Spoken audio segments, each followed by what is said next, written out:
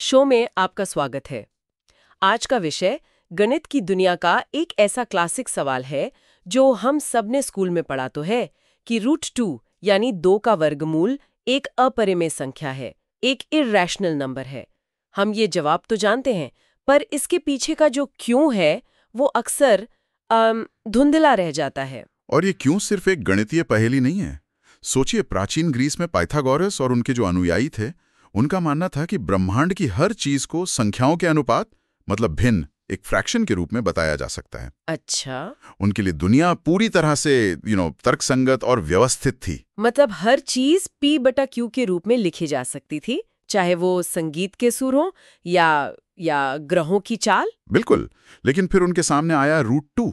ये एक बहुत ही वास्तविक संख्या है।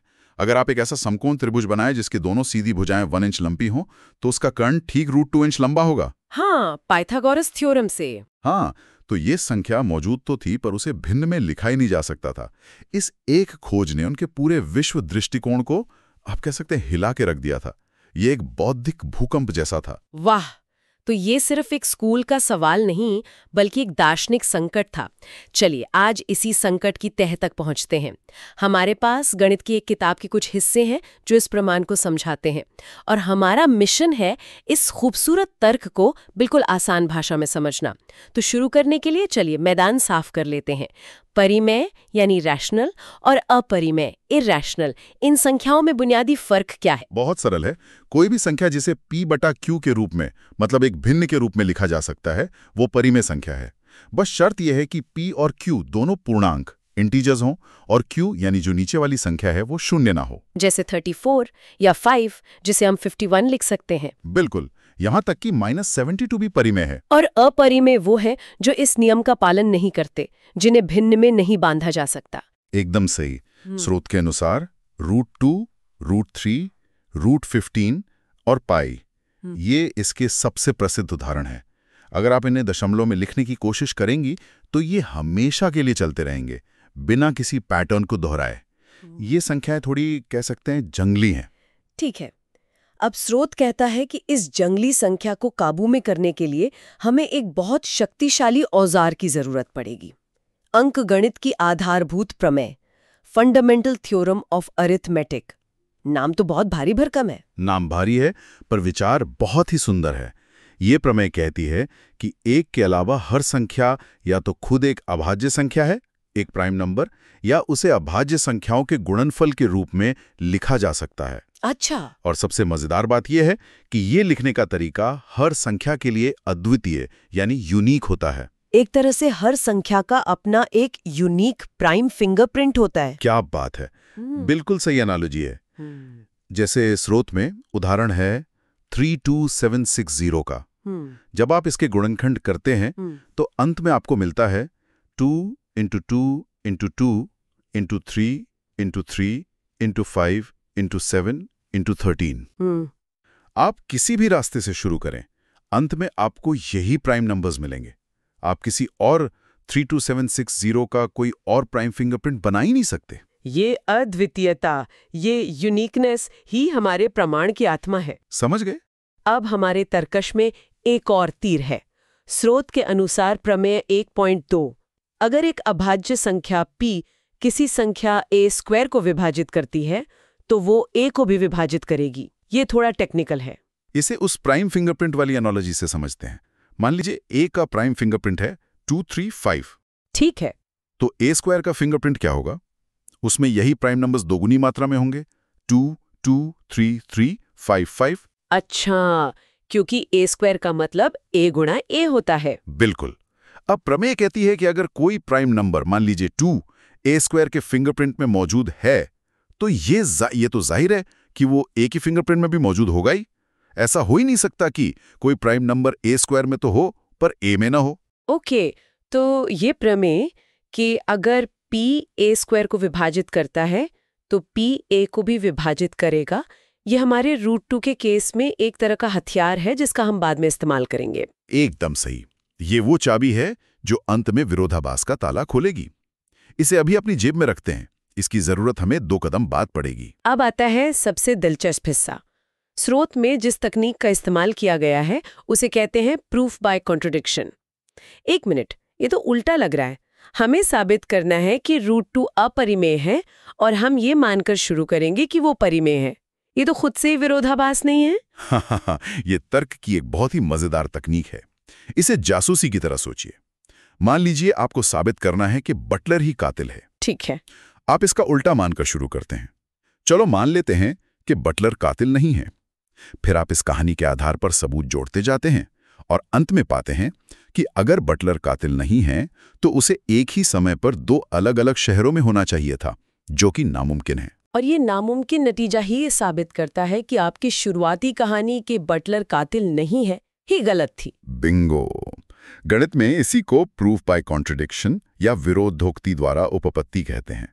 हम जानबूझकर एक गलत धारणा से शुरू करते हैं और फिर तर्क का इस्तेमाल करके दिखाते हैं कि ये धारणा हमें एक असंभव स्थिति में ले जाती है। अच्छा, अब आएगा मजा। मतलब हम जानबूझकर एक गलत रास्ते पर चलेंगे सिर्फ ये देखने के लिए कि आगे जाकर रास्ता बंद है या नहीं। I like it. तो चलिए इस गलत रास्ते पर पहला कदम रखते हैं। पहला कदम, हम मान लेते हैं कि हमारी दुनिया में √2 एक सीधी साधी परिमेय संख्या है। इसका मतलब है कि हम √2 = AB लिख सकते हैं, जहां A और B पूर्णांक हैं। और यहाँ एक बहुत ज़रूरी शर्त भी है, जैसा कि स्रोत में बताया गया है।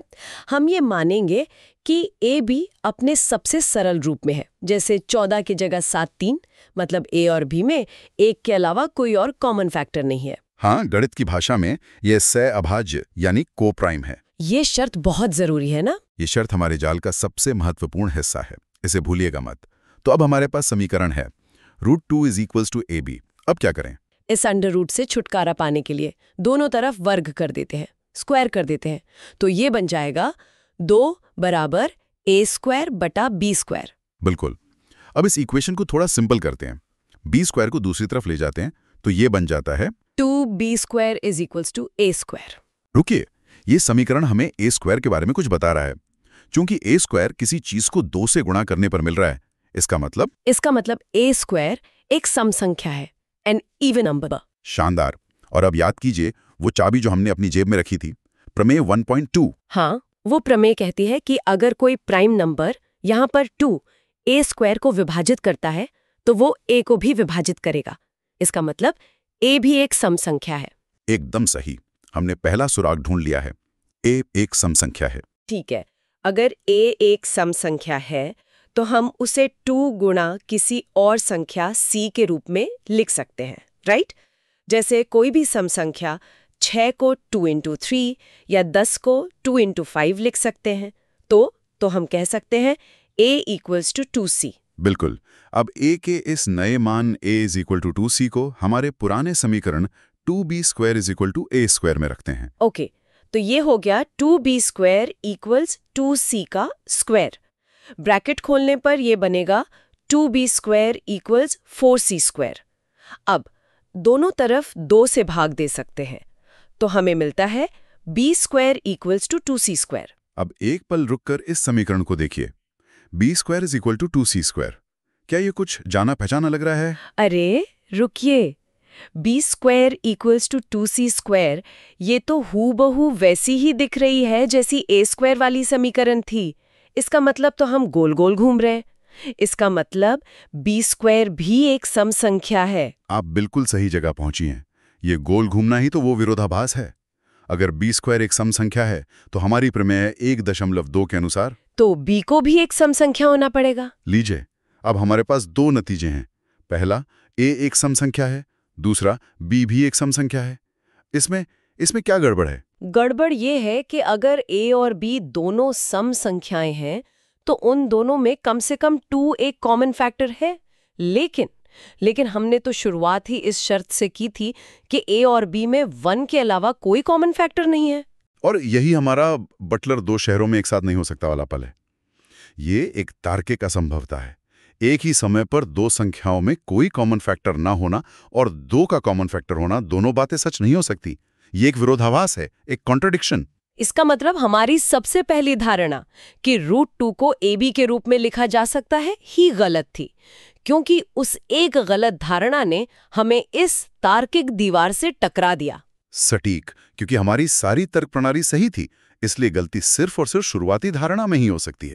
इसलिए हम ये निष्कर्ष निकालते हैं कि √2 एक परिमेय संख्या नहीं हो सकती, और अगर वो परिमेय नहीं है तो वो अपरिमेय है। पाइथागोरस के अनुयायियों का डर सच था। हाँ, बिल्कुल। वाह, ये वाकई में बहुत सुंदर है। ये सिर्फ एक फॉर्मूला रटना नहीं है, ये तर्क की एक पूरी इमारत खड़ी करना है, ये दिखाने के लिए कि एक रास्ता बंद है। और जैसा कि स्रोत में बताया गया है, ये तर्क सिर्फ √2 तक सीमित नहीं है। अच्छा। हाँ, इसी तकनीक का इस्तेमाल करके आप √3, √5, √7 या किसी भी अन्य अभाज्य संख्या के वर्गमूल को अपरिमेय साबित कर सकते हैं। प्रक्रिया बिल्कुल वैसी ही रहेगी, बस 2 की जगह वो प्राइम नंबर आ जाएगा। ये एक मास्टर की तरह है। आज की चर्चा से एक अंतिम विचार। स्रोत में यह भी बताया गया है कि एक परिमेय और एक अपरिमेय संख्या का जोड़ या घटाव, जैसे 5√3, भी हमेशा अपरिमेय होता है।